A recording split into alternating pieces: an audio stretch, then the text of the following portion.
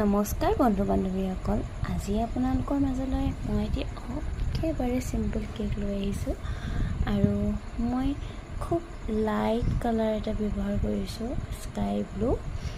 আৰু কেকটো মই আগতীয়াকৈ ক্ৰাম কোট কৰি ৰাখিছিলোঁ আৰু ধুনীয়াকৈ মিহি কৰি ল'লোঁ।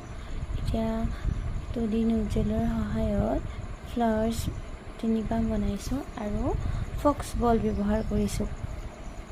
ফক্স বল ব্যৱহাৰ কৰি ইয়াৰ ডিজাইনটো এনেদৰে চিম্পলকৈ ৰাখিছোঁ। আৰু আচলতে এইটো কেক ল'ৰাৰ কাৰণে ডিজাইন কৰিবলৈ ভাল হয়, চিম্পলত ৰাখিলে ভাল লাগে।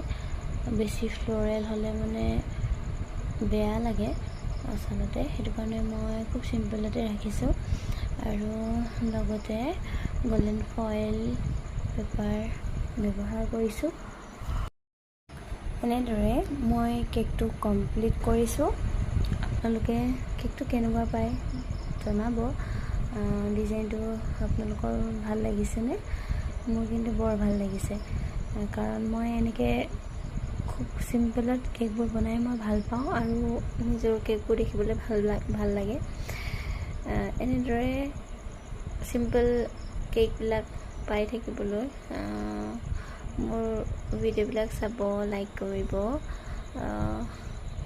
আৰু কেকটো কেনেকুৱা হৈছে জনাব।